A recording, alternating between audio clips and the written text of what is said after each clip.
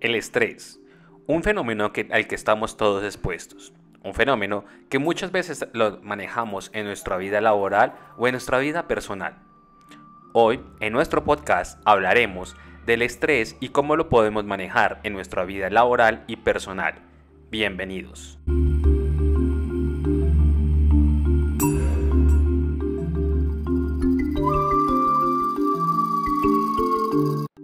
Previo a hablar del estrés, es importante dar una pequeña definición. El estrés es un factor que influye en nuestra conducta y por lo tanto en nuestras relaciones con los demás en el trabajo. Más del 75% de los trabajadores estadounidenses consideran que su trabajo es estresante. El estrés no solo afecta el estilo de vida interpersonal, sino que puede tener serias consecuencias en la salud y si se ignora y no se maneja en forma conveniente. Para manejarlo adecuadamente, primero debemos de dar una definición como te he venido mencionando. Algunos psicólogos no pueden ponerse de acuerdo sobre una definición puntual de la palabra estrés. Para propósitos de nuestro podcast, definiremos el estrés como una reacción psicológica y física a ciertos eventos o situaciones de la vida. El proceso de estrés comienza con eventos a situaciones de la vida que causan estrés. Estos eventos se llaman estresores e incluyen situaciones como bodas, entrevistas de empleo, citas con el médico, eventos deportivos, vencimiento de plazos o embotellamientos. Si percibimos estos eventos como estresantes, nuestro cuerpo responde de diversas maneras, incluyendo presión arterial elevada, aumento del ritmo cardíaco, tensión muscular y sudoración. Estas reacciones las vamos a llamar reactividad al estrés. Si ocurren en periodos mayores a lo que nuestro cuerpo puede tolerar, puede haber consecuencias físicas y psicológicas negativas. Estas consecuencias se van a llamar tensiones. Como quizás lo haya descubierto en tu vida, un evento que para uno puede ser un estresor, para otra persona no puede serlo. Te voy a dar un ejemplo. Un director de recursos humanos contó la anécdota sobre un solicitante que asistió a una entrevista que en el papel de entrevistadores había diseñado como estresante. Le preguntaron durante 2 horas sobre temas de análisis estadísticos, leyes laborales y análisis de puestas. Hacia el final de la entrevista, un miembro del panel preguntó: ¿está disfrutando de esto? A lo que respondió el entrevistado: esto fue divertido. No hemos terminado, ¿verdad? La respuesta sorprendió al panel porque los solicitantes anteriores habían reaccionado a la entrevista moviéndose nerviosamente, llorando y sudando. El solicitante sonrió todo el tiempo. ¿Qué hemos sacado de esta anécdota? Que al contrario de la creencia popular, el estrés no puede ser malo. Vamos a desglosar la palabra estrés. La palabra estrés viene de la palabra eustrés, de la raíz eus, que significa algo que es apropiado. Ocurre cuando los estresores provocan sentimientos de desafío o realización. Los sentimientos de estrés se convierten en energía positiva y se pueden volver motivadores. Se podría decir que es una consecuencia deseable del estrés. Un ejemplo del estrés positivo es la ansiedad que usted siente antes de realizar un examen. Si no siente alguna, tal vez no tenga la motivación y la energía necesarias para estudiar para el examen. Así, parte del estrés es una disminución y puede ser algo útil. Sin embargo, si usted está muy estresado, su desempeño puede disminuir. Esto es lo que hemos hablado de un nivel óptimo de activación, o la teoría de la U invertida.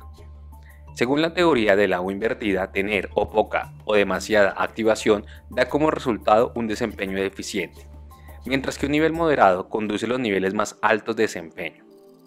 Obviamente, el nivel óptimo de activación es distinto para cada persona. El estrés malo o negativo, conocido como el disestrés, sucede cuando existe demasiado estrés y no se hace nada para eliminarlo, reducirlo o contrarrestar sus efectos. El disestrés puede ocurrir en situaciones o eventos que se le dan gran importancia, como puede ser una entrevista de trabajo, y que representan una gran exigencia para usted o sobre los cuales puede usted sentir poco o ningún control. Te voy a plantear otro ejemplo. Esperar en una fila para darse de baja de una clase o escribirse en otra puede ser irritante, pero normalmente no es un asunto lo suficientemente importante para causar disestrés. Pero una entrevista para un nuevo trabajo o un puesto que necesite por razones financieras puede ser una causa de gran estrés, en particular si se siente con poco control o si obtendrá o no el trabajo. Para ponerlo más sencillo, El estrés negativo ocurre cuando percibimos que existe un desequilibrio entre las exigencias, los estresores, que tenemos y nuestra capacidad para satisfacer tales exigencias. La diferencia entre el eustrés y el disestrés es importante porque cuando los empleados informan que están estresados, su desempeño no necesariamente será disminuido. Te voy a plantear un ejemplo.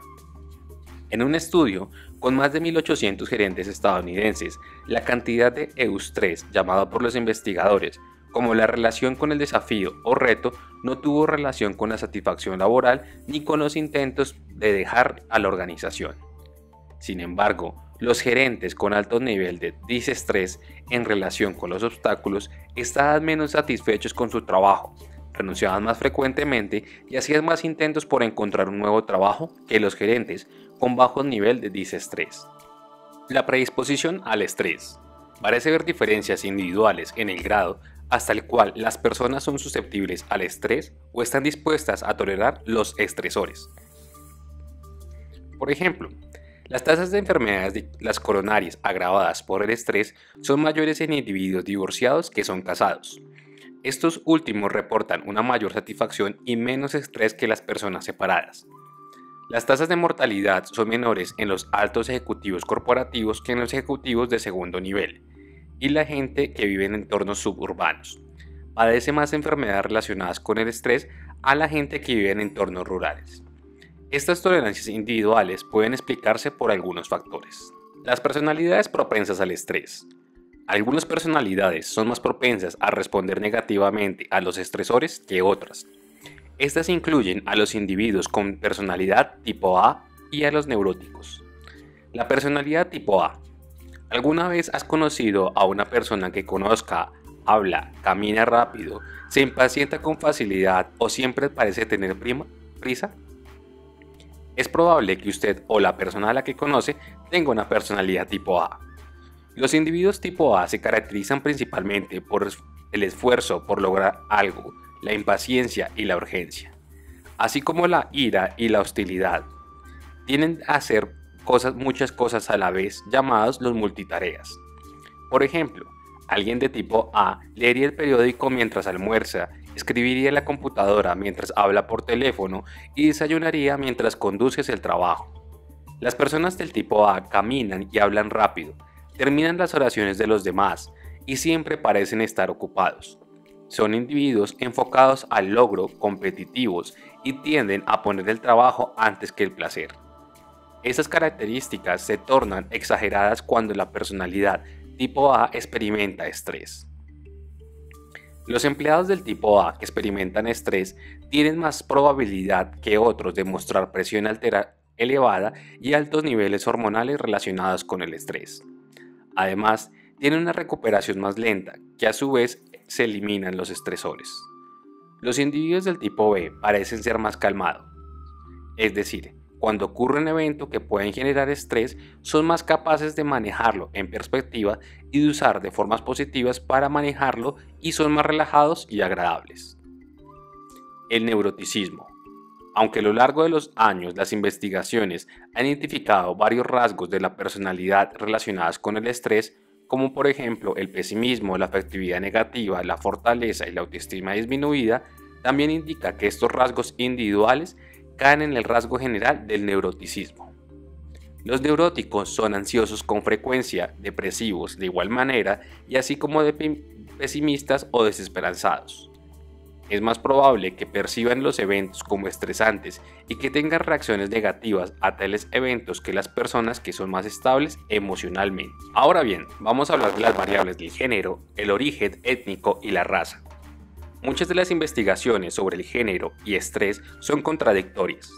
Varios estudios sugieren que las mujeres experimentan más estrés que los hombres y que padecen 2 veces más depresión que ellos. Otros estudios afirman que el género no contribuye al estrés. En la actualidad, quizás la mejor interpretación de las investigaciones sobre sexo y estrés es que las mujeres pueden experimentar ciertos estresores con más frecuencia que los hombres. Por ejemplo, el acoso sexual, conflictos laborales o conflictos familiares, y que los hombres y las mujeres pueden reaccionar de distinta manera a ciertos tipos de estresores. Aunque no existen muchas investigaciones sobre el tema, parece que los miembros de grupos minoritarios tienen mayores niveles de estrés que los no minoritarios.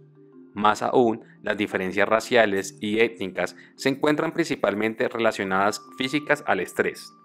Por ejemplo, los hombres afroamericanos parecen experimentar mayores tasas de hipertensión que los hombres blancos. La sensibilización al estrés. La cantidad de estrés que usted ha experimentado a lo largo de su vida parece afectar la manera en que manejará su estrés en futuro.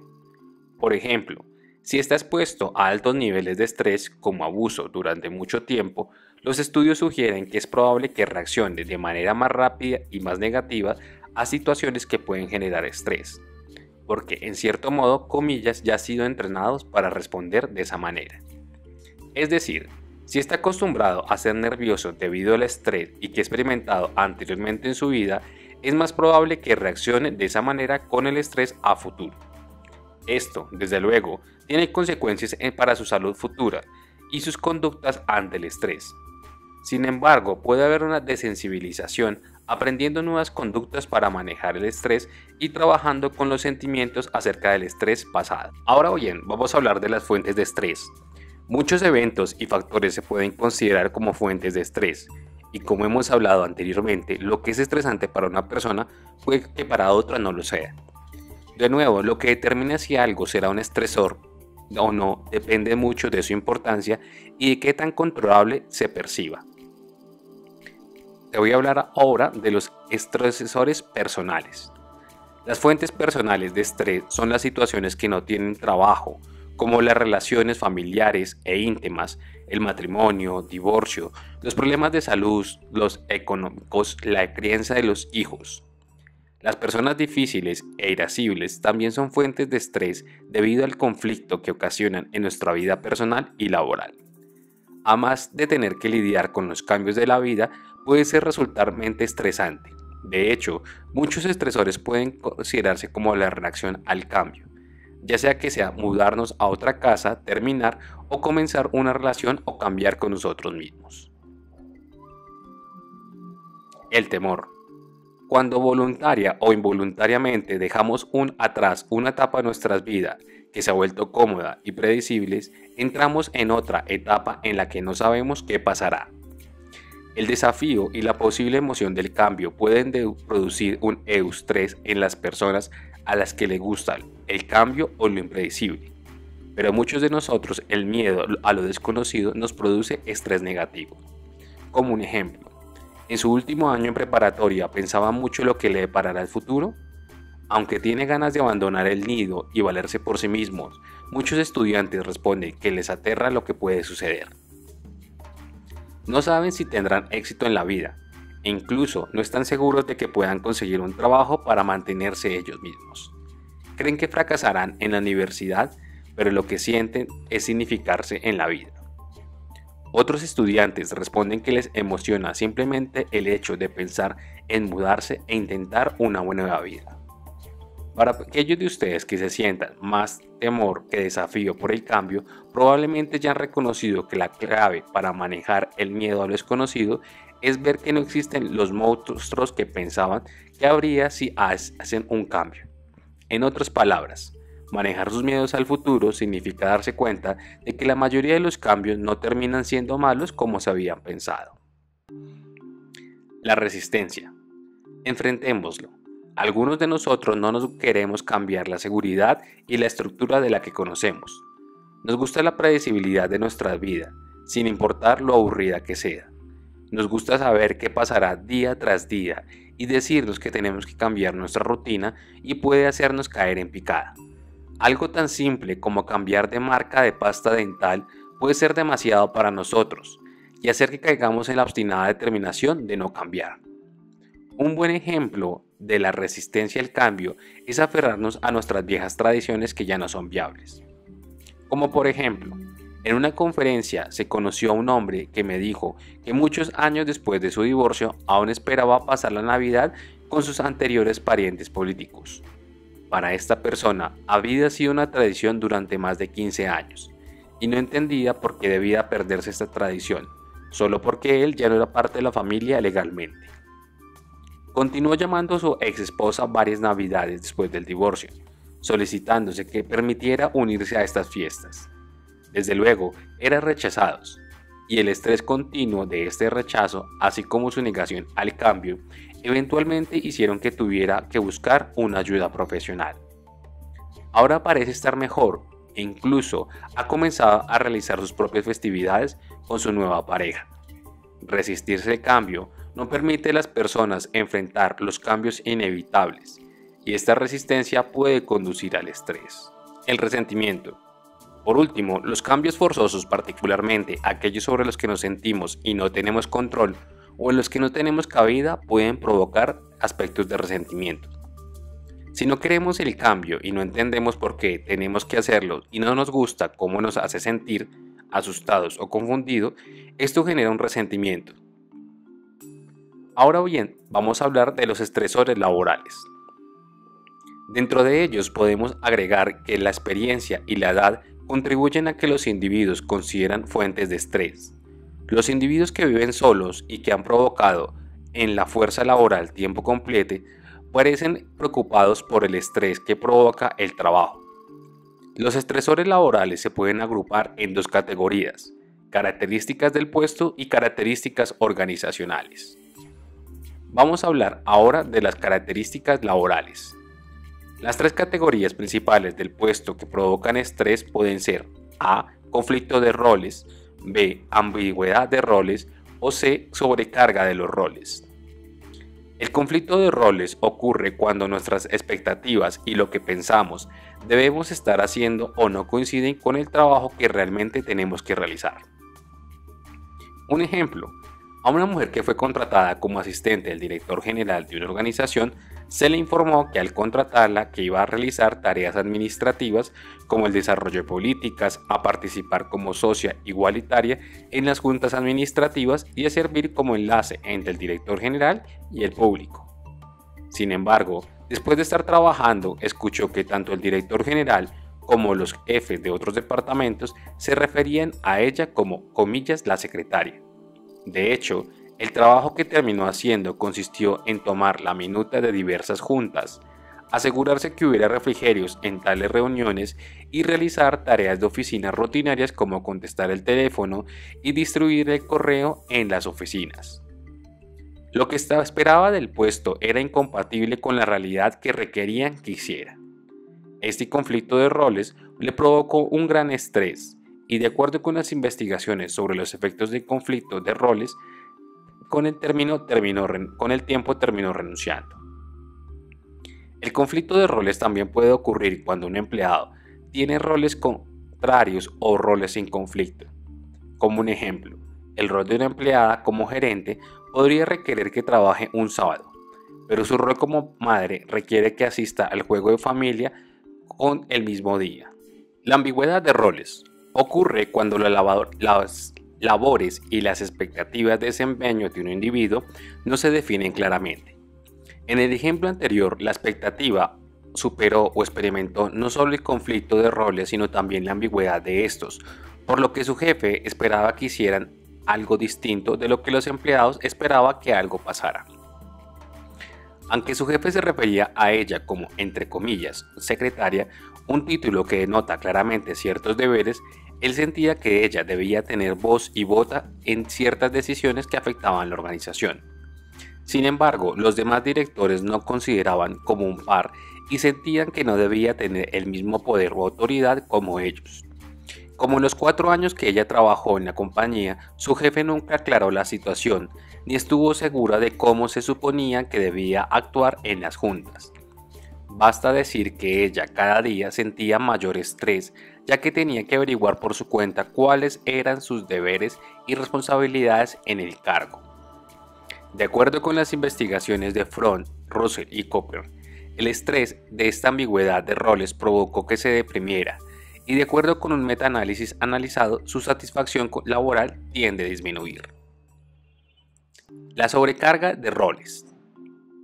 En la sobrecarga de roles se desarrolla cuando los individuos sienten que carecen de las habilidades o los recursos para realizar una tarea, o perciben que el trabajo que no pueden hacerse en un lapso de tiempo requerido. No es de sorprender que la sobrecarga de roles tiene una alta correlación con el estrés. La sobrecarga de roles puede provocar ansiedad, depresión e ira, especialmente cuando los empleados tienen poco control de su trabajo. Como hemos mencionado, las consecuencias negativas de la sobrecarga de roles se pueden reducir si las organizaciones garantizan que sus empleados tengan más control sobre su trabajo. La clave para minimizar el estrés que acompaña el conflicto, la ambigüedad y la sobrecarga de roles es aclarar cuáles son sus deberes en el trabajo. Aunque le den una descripción al contratarlo, asegúrese que su jefe le aclare qué espera de usted. De hecho, es aconsejable analizar los detalles de la descripción del puesto antes de contratarse, de tal manera que le queden claras las expectativas de este. Si le asignan un proyecto que no entiende completamente o que siente que no puede realizar, hágalo saber a su empleador.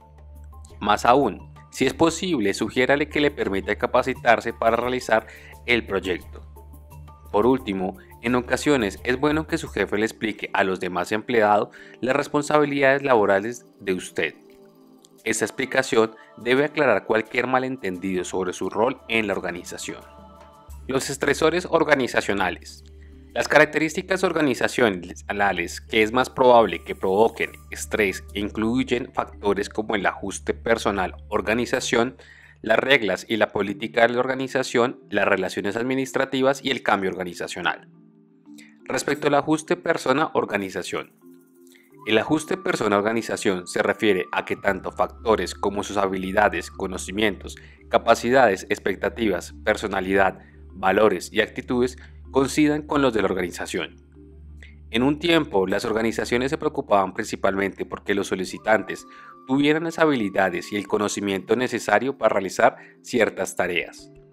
Ahora, las organizaciones, así como los trabajadores, se han dado cuenta de que existen otras tareas en las que la compatibilidad es fundamental para que un empleado, entre comillas, encaje en una organización y tenga un buen desempeño.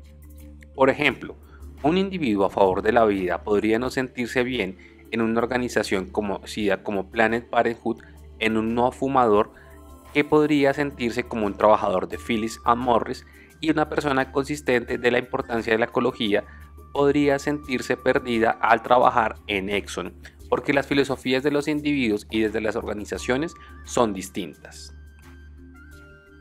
La filosofía administrativa de una organización podría no satisfacer las expectativas de algunos individuos. Una persona que trabaja mejor en un entorno bien estructurado, ejemplo la milicia, en el que cada persona deba seguir una cadena de mando, podría no trabajar bien en un entorno de equipos donde los trabajadores tienen la oportunidad de hacer e implementar políticas. Las incompatibilidades y filosofías personales y administrativas pueden convertirse rápidamente en un estresor. Otros estresores son los relacionados entre los supervisores y los empleados. Si la expectativa que el empleado tiene de esa relación difiere a la del supervisor, esto no solo generará estrés, sino también un conflicto futuro entre las dos partes. Ahora bien, vamos a hablar de los estresores en el ambiente laboral de orden físico. Vamos a iniciar con el ruido. Si alguna vez se ha molestado porque alguien pone el estéreo demasiado fuerte mientras estás estudiando, entonces puedes entender por qué los psicólogos están interesados en estudiar los efectos del ruido en el escenario laboral sobre el estrés de los empleados. Si lo obvio fuera realidad, podríamos iniciar y finalizar nuestro análisis sobre el ruido estableciendo que los altos niveles de este aumentan el estrés y reducen el desempeño y provocan el descontento de los empleados. Pero como hemos mencionado, la relación entre el ruido y la conducta del trabajador es mucho más complicada de lo que podemos pensar en un principio. Para entender esta relación, primero debemos comprender que no todo el ruido es igual. Dos sonidos con el mismo nivel de volumen pueden tener distintas frecuencias. Por ejemplo, el sonido de un silbato de un remolcador tiene una frecuencia mucho menor que el silbato de un tren. Las bajas frecuencias no afectan el desempeño de los empleados tanto como las altas. Los sonidos tienen la misma frecuencia, intensidad y volumen y difieren de su agradabilidad.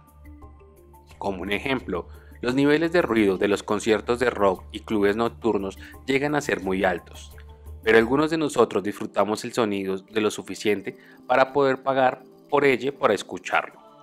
Probablemente no pagaríamos por escuchar el motor de un jet que produce los mismos niveles de sonidos que un concierto de un rock. Este efecto se puede ver con un empleado que escucha música con los audífonos en el trabajo. El nivel de ruido de la música suele ser mayor que el de las máquinas que hay a su alrededor, pero lo puede considerar más placentero. Sin embargo, debemos tener en mente que aun cuando la música puede ser más interesante que el ruido de una máquina, el nivel del ruido tiene los mismos efectos potenciales. La música puede provocar la pérdida del oído tan fácilmente como el ruido de una fábrica. Los ruidos también difieren en que son continuos o intermitentes. El ruido constante tiene menos efectos en la conducta de los empleados, así que los ambientes con niveles de ruido constantes no son tan perjudiciales como aquellos en los que cambia la frecuencia e intensidad del ruido. Otro factor que afecta la relación entre el ruido y la conducta de los empleados es el tipo y la dificultad de tarea. El ruido afecta a las tareas difíciles o aquellas que implican habilidades cognitivas perceptuales más de lo que afecta a tareas menos difíciles o aquellas que implican un esfuerzo físico. Las diferencias individuales de las personas también determinan hasta el cual el ruido afectará el desempeño. Las investigaciones de Weinstein examinó las diferencias individuales en la sensibilidad del ruido de estudiantes universitarios y encontró que aquellos que eran más sensibles al ruido tenían un menor desempeño académico, se sentían menos cómodos en presencia de otros y se molestaban más que sus compañeros, eran menos sensibles al ruido. El efecto del ruido también depende de la necesidad del ruido y de la familiaridad con el mismo. Como no es posible evitar ciertos ruidos, como puede ser el sonido de una máquina en una empresa de manufacturación, estos menos irritantes que los ruidos innecesarios, como un empleado que habla en un nivel muy alto o un compañero de habitación que pone la música a todo volumen. De la misma manera, el ruido conocido es menos irritante que el ruido desconocido, probablemente por dos razones. La primera, el ruido conocido es menos perturbador o significativo que uno que escuchamos por primera vez. Por ejemplo, el paso regular de un tren afuera de una oficina produce menos ruido perturbador que un vaso de vidrio que cae repentinamente. Aunque el sonido del tren es más ruidoso, es esperado y conocido, por ende no tan perturbador. Los soldados con experiencia en batalla han respondido con frecuencia que eran capaces de dormir entre las explosiones de artillería, pero que se despertaban fácilmente con el crujido de una rama o el sonido de las pisadas. Los sonidos conocidos también pueden ser menos perturbadores porque nuestro oído pierde la sensibilidad a los sonidos fuertes. Por ejemplo, al entrar por primera vez en una fábrica, los niveles de ruido a menudo son muy altos y perturbadores. Sin embargo, después de algunos minutos el ruido es menos notable porque nos hemos vuelto temporalmente sensibles a él. Finalmente, el ruido afecta de distintas maneras los tipos de conducta de los empleados. Es más probable que el ruido disminuya la calidad del desempeño en un lugar dependiendo de su cantidad, y que el mismo ocasione que las personas caminen más rápido y que hagan menos contacto visual, que se reduzca la satisfacción laboral y que decrezca el desempeño en tareas cognitivas. Pero quizás los mayores efectos del ruido no están relacionados con el rendimiento, sino en salud y la moral de los empleados. Las investigaciones indican que además de la pérdida del oído, la exposición continua a altos niveles de ruidos medidos en decibeles pueden elevar la presión arterial de los empleados que realizan tareas complejas, aumentar las enfermedades de los trabajadores y ocasionar que las personas sean menos útiles y generar más agresión e irritabilidad. Se ha descubierto que incluso los niveles bajos de ruidos en las oficinas aumentan los estrés de los empleados y reducen su motivación en las tareas. El ruido también puede hacer que las personas limiten su foco de atención para concentrarse solo en el estímulo más importante. En un experimento realizado por Court y Grant pusieron objetos inusuales, como un globo de colores brillantes atado a un poste de luz y personas. Una mujer con un gran sombrero rosa en la acera de una calle comercial muy concurrida. Después preguntaron a los compradores si habían visto algo inusual y les leyeron una lista de personas y objetos inusuales que pudieron haber visto. Cuando el ruido del tráfico fue alto, solo el 35% de los compradores observó los objetos y más del 50% los observó cuando el ruido fue bajo. Aunque esta limitación de la atención puede disminuir los niveles de desempeño de los empleados, es importante captar muchos estímulos. Ejemplo, los oficiales de policía, inspectores de seguridad. Para ello, podría ser útil para el desempeño de los empleados que necesitan enfocarse sobre algunos estímulos. La reducción del ruido. Dado que el ruido afecta la moral, la salud y tal vez el desempeño de los trabajadores, los empresarios han intentado resolver o minimizar el problema usando varios métodos. Uno ha sido fijar los tiempos legales de exposición al ruido a distintos niveles de decibeles que pueden ocurrir dentro de la empresa. El segundo método consiste en modificar el ambiente físico utilizando alfombra y techos acústicamente desarrollados. Un tercer método ha sido reducir la cantidad de ruido indeseado que llega a los empleados. Por ejemplo, algunos de estos usando orejeras, tapones protectores para los oídos o trabajan en áreas a prueba de sonido lejos de las fuentes del ruido. En un estudio, el uso de dispositivos para protección de los oídos en una fábrica de ruidos redujo las conductas hostiles de los trabajadores. Aunque estos métodos pueden limitar los efectos de la salud de los empleados, también puede afectar el desempeño de las tareas que requieran de la detección o la atención de ciertos tipos de ruido. Otro método para limitar el problema del ruido consiste en utilizar la tecnología en ingeniería. Esto es, reducir la cantidad real de ruido emitido. Por ejemplo, los empaques o soportes de hule de las máquinas disminuyen el ruido al reducir la vibración y de las bandas en lugar de engranes que reducen el ruido que hacen muchos tipos de máquina. En un estudio, usar ruido blanco para disimular el ruido de la oficina mejoró el desempeño en una tarea cognitiva. Sin embargo, el desempeño del grupo con el que se usó el ruido blanco siguió siendo inferior de un grupo que no escuchaba ningún tipo de ruido. En las oficinas, el flujo de aire de las ventilaciones pueden servir como una fuente de ruido blanco. La discusión se ha centrado en los posibles efectos dañinos del ruido, pero este también puede ser beneficioso en un entorno laboral, especialmente con método de advertencia, como por ejemplo, los ruidos fuertes alertan a los trabajadores que un elevador de cargas está atascando. Los silbidos fuertes les avisan cuándo es la hora de irse a casa y las alarmas les dicen a qué máquina está funcionando mal. Ahora bien, vamos a hablar de la temperatura. Otro importante aspecto relativo al ambiente laboral es el efecto de la temperatura sobre el estrés, el desempeño y la salud de los empleados.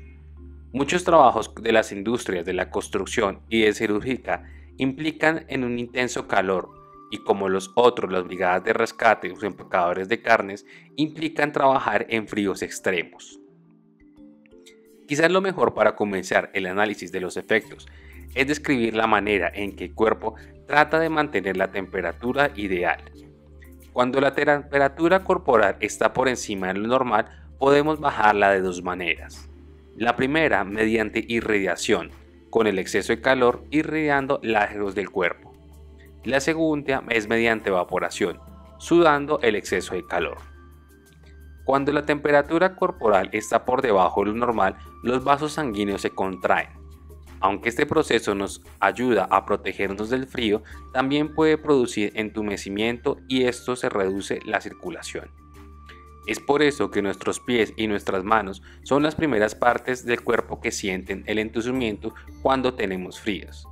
Con temperaturas frías, a menudo se puede ver a los oficiales de policía con poca actividad azotando los pies contra el piso para estimular la circulación. A continuación, debemos tener en cuenta cómo afectan los distintos factores a lo que se llama la temperatura efectiva, o qué tan caliente o qué frío sentimos en nuestro ambiente.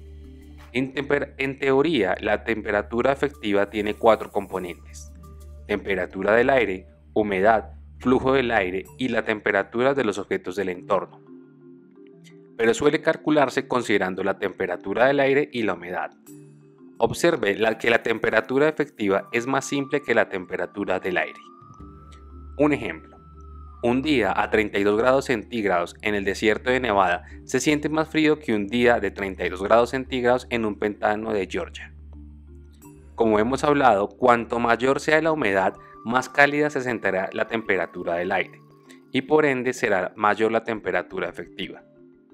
Muchos trabajos como la industria de cirúrgica y de la construcción implica trabajar con un calor intenso, lo cual puede afectar el desempeño y la salud de los empleados. Además de la humedad, el flujo de aire también es importante. Tal vez podemos recordar el sentimiento de alivio que produce la brisa proveniente de un lago o del mar. Probablemente la temperatura del aire no haya cambiado para la incomodidad disminuya la temperatura efectiva. De la misma manera, debemos tener en cuenta un viento cortante que haya hecho en un día que parecía muy frío. Finalmente, la temperatura efectiva es afectada por el calor que irradian otros objetos del entorno. Como un ejemplo, la temperatura a nivel del campo de estadios deportivos que usan el césped artificial suele ser mucho mayor que la temperatura del aire en las tribunas, porque el calor se irradia desde el césped artificial. Otros ejemplos de esta radiación son cuando sentimos o cuando nos sentamos con un grupo de personas o cuando no estamos solos, o cuando el calor sentimos que nos recostamos en una playa de arena o cuando nos incorporamos. Vamos a hablar ahora de las consecuencias del estrés. Vamos a iniciar en el campo de las consecuencias personales. La manera en que respondemos al estrés puede tener consecuencias devastadoras. Como un ejemplo, responder con ira o frustración puede provocar que los miembros de la familia salgan lastimados, la pérdida de trabajo y hasta problemas con la ley. Responder con consumo de alcohol y drogas pueden provocar adicciones, relaciones rotas e incluso la muerte. Desde el punto de vista económico, las decisiones equivocadas que tomamos al estar estresados pueden ser consecuencias negativas. En un interesante estudio de Repeti, examinaron los efectos del estrés laboral sobre las relaciones entre 30 madres trabajadoras y sus hijos preescolares.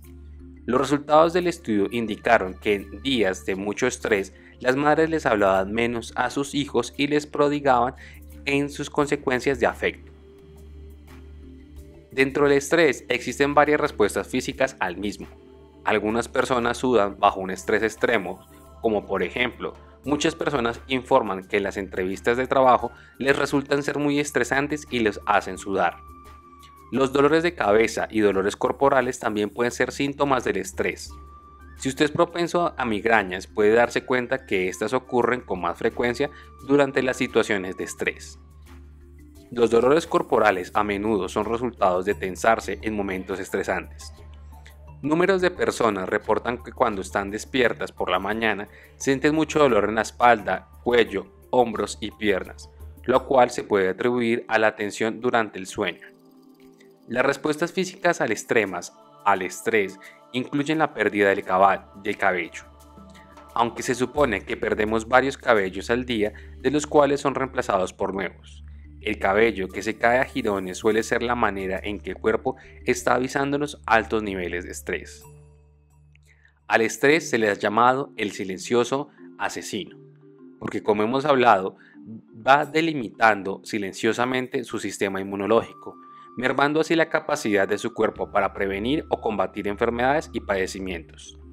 Con frecuencia, es la fuente del aumento de la presión arterial, infartos, derrames cerebrales o peor aún, la muerte. El estrés puede aumentar los síntomas de artritis reumatoide porque las hormonas segregadas en respuesta al estrés pueden ocasionar una inflamación de las articulaciones. De hecho, se sugiere que de 50 a 70% de las enfermedades, como las arterias coronarias, pueden dividirse o darse por el estrés. Incluso malestares menores, como la gripa recurrente, se pueden atribuir a eventos estresantes recientes. La depresión es otro problema de salud relacionado con el estrés. La mayoría de nosotros experimentamos alguna forma de depresión de vez en cuando. Por lo general, un buen sueño en la noche o estar con amigos, familiares, alivia tal depresión. A veces resulta útil visitar a un terapeuta que nos ayude a esclarecer nuestros sentimientos y poner las cosas en perspectiva. Sin embargo, a la larga, el estrés prolongado puede provocar una depresión clínica, la cual suele requerir un tratamiento médico. Además, la depresión prolongada tiene efectos en el cuerpo, como coágulos causantes de embolia, hipertensión, ritmo cardíaco elevado. El diagnóstico y el tratamiento tempranos son la clave para manejar la depresión. Si ha sentido que en un momento ha sufrido depresión, puede acudir a consulta en un centro de consultoría o a un médico o a un psicólogo particular. O si en su ciudad existe alguna institución de salud mental a la que puedas acudir por ello mismo. Cualquier consulta que se haga con un terapeuta debe ser de manera confidencial. Las consecuencias en las organizaciones, el desempeño laboral. Los estudios muestran que en general los niveles altos de estrés afectan el desempeño en varias tareas. Sin embargo, como hemos hablado anteriormente, podría existir una relación curvilínea entre el estrés y el desempeño laboral, dado que los niveles moderados de estrés resultan y mejoran la productividad, aumentan los niveles de energía e intensifican la creatividad. Vamos a hablar ahora del burnout, o también conocido como el síndrome del quemado. El burnout, el estado de sentirse abrumado por estrés, lo experimentan con frecuencia los profesionales altamente motivados que enfrentan muchas exigencias en la parte laboral. Los primeros estudios sobre el burnout se centraron en las personas que trabajan en el campo del cuidado de la salud, porque son las que tienen mayores probabilidades de experimentarlo. Pero con el correr de los años, la definición se ha extendido a incluir a otros tipos de trabajadores que se agostan emocionalmente y se sienten que ya no tienen un impacto positivo en las demás personas de su trabajo. Las personas que padecen de burnout no tienen energía y están llenas de frustración y tensión. Los síntomas emocionales incluyen ser importada a trabajar cada día, y las señales conductuales pueden incluir actuar clínicamente o cínicamente con los compañeros, los clientes y la organización. Los empleados que padecen burnout muestran distanciamiento hacia las personas como los clientes con los que pueden llegar a trabajar. A la larga, pueden deprimirse y responder con absentismo laboral, abandono y bajo rendimiento. El absentismo y el abandono. Respecto al absentismo y el abandono, que provocan una pérdida de la productividad y por tanto utilidades, son mayores durante los periodos del burnout y el estrés intensificado, cuando los empleados luchan por vencer los padecimientos físicos y emocionalmente. Cerca del 2.3% de la fuerza laboral estadounidense falta trabajar cada día, y cerca del 13% de ese absentismo se debe al estrés. Con esto, la cuestión es la siguiente: ¿el absentismo se debe agregar a las enfermedades ocasionadas por el estrés o representadas en el Día de la Salud Mental, entre comillas, en los cuales los empleados faltan a trabajar para descansar del estrés? A partir de un estudio realizado por Clemens y Haynes para la relación entre el estrés y las enfermedades, se explica mejor el absentismo. Este se ha dado cuenta que el absentismo a los empresarios cuesta millones de dólares al año por la pérdida de productividad, y se piensa que es una advertencia de intento de renuncia. Resulta interesante que aun cuando los empleados toman un día, entre comillas, de salud mental, la estrategia no parece ser eficaz. En un estudio con enfermeras de varios hospitales, se han encontrado que el estrés disminuyó inmediatamente después de un día de ausencia, pero que tomar un día libre no tiene beneficios a largo plazo. El abuso de drogas y alcohol. Por desgracia, a medida que aumentan los niveles de estrés y la ira crece también, suele aumentar el consumo de drogas y alcohol. La mayoría de incidentes de violencia doméstica y otros tipos ocurren después de que el individuo ha estado ingiriendo alcohol o consumo de drogas. Esto no es disculpa para la conducta del infractor, sino que le indica la relación de las drogas, el alcohol, con la furia y la ira. Y cada vez existen reportes de violencia en el trabajo. De estos eventos violentos, muchos son realizados por empleados que han consumido drogas y alcohol. Debido al creciente número de problemas de abuso de alcohol, en el consumo de drogas y alcohol en las organizaciones, muchas compañías han establecido el programa de asistencia para los empleados, donde se canaliza a sospechosos de consumo de drogas o alcohol y aquellos que están deprimidos o padecen problemas. En el PAE, también se asesoran con trabajos profesionales que se encargan de los empleados, de la mayor parte de los empleados. Algunos de la compañía, en orden grandes, tienen sus propios asesores, pero la mayoría contacta agencias privadas cuales pueden ofrecer trabajo en hospitales locales. Muchas organizaciones también proporcionan programas de manejo de estrés que ayudan a las personas a afrontarlo. Contar con estos programas organizacionales que se pueden utilizar para desahogar el estrés y los problemas que este provoca puede ser beneficioso para que los empleados vuelvan a tomar el control en sus vidas. Como muchas de nuestras respuestas conductuales al estrés también son aprendidas, las conductas negativas se pueden desaprender. El manejo de estrés nos enseña respuestas conductuales positivas y saludables. La clave es reconocer las ocasiones en las que implica métodos destructivos y tomar medidas para corregirlo. Si no lo hacen, no les gustarán las consecuencias del estrés y manejarlo de formas inadecuadas. A medida que las organizaciones reconocen las consecuencias del estrés, están comenzando a tomar mejores preocupaciones por él. Por ejemplo, muchas organizaciones están proporcionando consultas voluntarias gratuitas para todos los empleados que están presentando problemas emocionales o disciplina y particularmente para quienes han sido despedidos. El costo de cuidado de la salud. Otra consecuencia organizacional, así como personal, del estrés es un incremento de las primas de los seguros de salud, debido a que la intensa demanda de instalaciones y opciones médicas por parte del público en general que padece enfermedades ocasionadas por el estrés, las organizaciones han tenido que pagar el costo completo de los beneficios del seguro que están cobrando el aumento de sus empleados. Para algunos empleados, esta carga adicional puede ser una nueva fuente de estrés. La solución, la reducción de reducir el número de malestares que ocasionan el estrés, reduciendo así la necesidad de una búsqueda de atención médica. En nuestra última parte de nuestro podcast hablaremos de los planes para combatir al estrés. Algunas de las técnicas que se sugieren para reducir proactivamente el estrés también se deben considerar en los momentos en los que se está experimentando. Estas se sugieren durante las siguientes explicaciones que te voy a ofrecer. El ejercicio. El ejercicio no solo mantiene un corazón fuerte y resistente a los efectos del estrés, sino que también ayuda a reducir sus niveles de momentáneos muy estresantes. Es una buena idea incorporar algún tipo de programa de ejercicio en su vida al menos 20 minutos, 3 o 4 veces por semana. Pueden obtener grandes beneficios al caminar, correr, practicar deportes o subir escaleras, porque esto fortalece el sistema cardiovascular, con el cual se puede hacer más resistente a los aspectos del estrés. Incluso actividades domésticas como cortar el césped, aspirar, lavar su auto pueden ayudar a su sistema cardiovascular. La buena noticia es que no todo el ejercicio tiene que ser extenuante. Puede utilizar técnicas de relajación del preestrés o durante y después del estrés ocurrido en cualquier circunstancia. Ahora bien, vamos a hablar de cómo aplicar un plan de ejercicio o un programa de ejercicio para el día a día. Por ejemplo, vamos a iniciarlo con un ejercicio que lo vamos a llamar los pasos sencillos.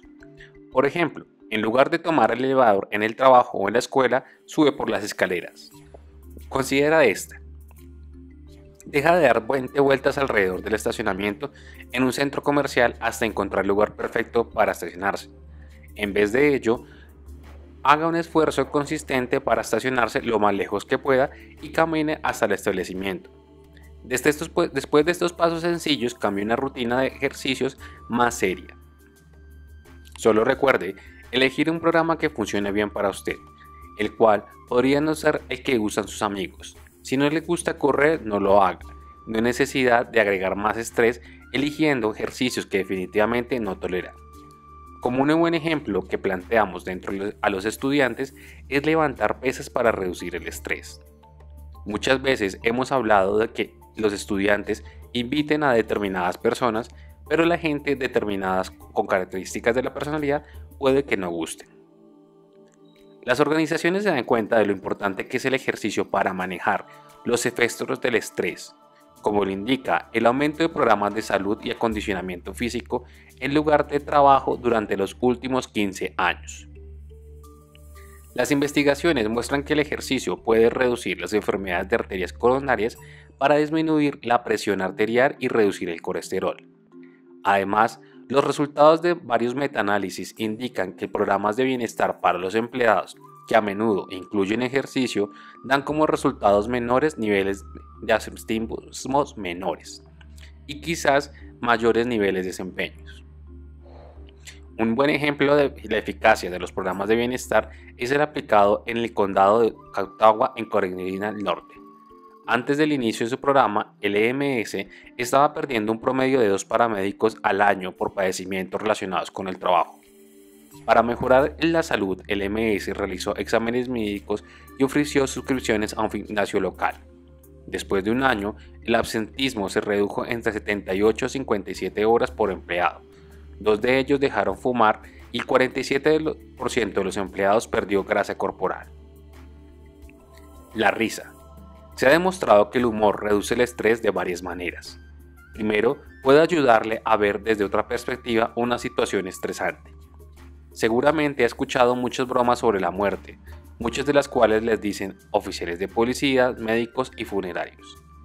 El propósito de las bromas no es herir los sentimientos o mostrar insensibilidad, sino que trata de mejorar un tema incómodo que todos tenemos que enfrentar tarde o temprano.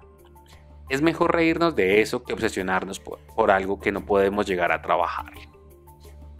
En segundo lugar, cuando esté molesto y con lo que quiere parecer ser una situación difícil, vea una película divertida, escuche a un comediante o vea un programa de televisión que pueda ayudarle a relajarse de la situación hasta que se haya calmado lo suficiente para pensar racionalmente otra vez. En el aspecto físico, la risa puede reducir su presión arterial. Los estudios demuestran que reírse con una película divertida tiene el mismo efecto en su corazón que 10 minutos en una máquina para remar. Así que la próxima vez que tenga la oportunidad de ver una película divertida, véala. O si le gusta un programa humorístico, que pase más de una vez a la semana o trate de ver tantos episodios como le sea posible. Pero no olvide también realizar y funcionar para su trabajo. Aunque se ha escrito mucho sobre los potenciales beneficiosos del humor para reducir el estrés, una revisión bibliográfica cualitativa realizada por Martin sugiere que se necesita más investigación para determinar si el humor es tan útil como se piensa. La revisión de Martin no concluye que el humor no sea inútil, sino que aún no se ha aclarado el impacto del mismo. La dieta. Los alimentos que se ha demostrado que contrarrestan los efectos del estrés incluyen frutas, verduras secas, granos enteros y yogur sin grasa, los cuales tienen vitaminas E, que se pierde durante los periodos de alto estrés. Una ración diaria de uno o de estos alimentos pueden ayudar a reducirle el estrés. Asimismo, disminuye su ingesta de grasa, ya que su cuerpo tiene que trabajar tiempo extra para digerir los alimentos grasos, lo cual aumenta el nivel de estrés. Para ayudar a reducir los efectos del estrés, muchas organizaciones están incluyendo alimentos saludables en sus máquinas de venta automática. Beber agua le ayuda a mantener su cuerpo hidratado y a resistir los estresores diarios. Quizás todas las carreras al baño sean un bono para reducir dicho estrés. También debería eliminar completamente la cafeína de su dieta. Pero antes de que sus niveles de estrés se eleven, de solo pensar que ya no puede consumir su estímulo diario de cafeína, observe qué dije si debería eliminar. Si no puede eliminarla, por lo menos reduzca su ingesta diaria. Cualquier cambio en esta área es mejor que ninguno. Dese cuenta de cuánta cafeína está tomando. Tal vez está ingiriendo más de lo que piensa. No solo los productos de cola y el café contienen, también el chocolate, muchos medicamentos y otros alimentos. Si decide eliminarla de la dieta, hágalo gradualmente. La mayoría de las personas que están acostumbradas a grandes cantidades diarias de cafeína experimentan síntomas de abstinencia, como náuseas, dolor de cabeza seguros, fatiga si dejan de ingerirla repentinamente. La reducción del tabaquismo. Aunque muchos fumadores dicen que fumar disminuye la sensación de estrés, las investigaciones indican que fumar aumenta las características fisiológicas relacionadas con él. Este hallazgo es un hallazgo importante porque las investigaciones también indican que los fumadores fuman más cuando se sienten estresados. Por lo tanto, el tabaquismo y el estrés se vuelven un círculo vicioso en que las personas fuman porque están estresadas y luego se estresan porque no fuman. El sueño. No existe un estudio que indique la manera absoluta de cuánto se necesita dormir por cada individuo. Lo que demuestran los estudios es que el absentismo o la falta de sueño pueden provocar conductas negativas como irritabilidad, fatiga, falta de concentración e incluso depresión. El alcohol puede afectar seriamente su sueño. Aunque pudiera parecer que le ayuda a dormir, los estudios demuestran que el sueño de las personas que beben tan solo unos tragos antes de dormirse se ve interrumpido varias veces durante la noche. Además, no ingiere cafeína al menos 6 horas antes de dormirse. Las redes de apoyo. Los estudios demuestran que las personas que tienen alguien con quien hablar, como un miembro de su familia o amigo, son capaces de manejar su estrés. Tal vez usted ya ha experimentado esto cuando no está haciendo bien las cosas en clase. Hable de sus sentimientos y se sentirá mejor después. En ocasiones, hablar con alguien en quien confiamos nos ayuda a poner las cosas de diferente perspectiva. Entonces, si usted no tiene una buena red de apoyo, busque uno. Tal vez necesite unirse a ciertos grupos en los que pueda conocer gente. Asista a conferencias de su campo y pueda encontrar quizás amigos. Y para situaciones extremas, conozca algún tipo de ayuda profesional dentro o fuera de área de su campo, para que pueda ayudar en los momentos más estresantes. Y como último, las habilidades de afrontamiento. Mejorar sus habilidades para afrontar a menudo significa aprender a manejar el conflicto. También significa aprender lo que no puede cambiar. Con frecuencia hablamos que los trabajadores que participan en clases de manejo de estrés que no pueden cambiar el hecho de que sus organizaciones están haciendo recorte personal o que la reestructuración es la tendencia de las compañías hoy en día. Gastar energía y tiempo preocupándonos por eso o por estar enojado es una pérdida de tiempo. La mejor solución para ellos es encontrar áreas que puedan controlar para adaptarse al cambio. Esto incluye regresar a la escuela, recibir una capacitación técnica para ser asimismo aptos para el mercado en que se están haciendo despidos. Este también es un buen consejo para usted dentro del proceso que está escuchando este podcast. Preocuparse en diferentes medidas es algo importante. Sin embargo, la preocupación en altos grados puede llegar a ser una causa alta de estrés. Hemos llegado al final de nuestro podcast. Te agradecemos que te hayas tomado todo el tiempo completo de escucharlo. No olvides dejar tus comentarios, sugerencias o preguntas de cómo manejar el estrés en tu vida diaria o en tu parte laboral. Recuerda seguirnos en nuestras redes sociales como son Facebook, Twitter, LinkedIn e Instagram, donde publicaremos diferentes contenidos para ti. Nos veremos en una próxima ocasión. Hasta pronto.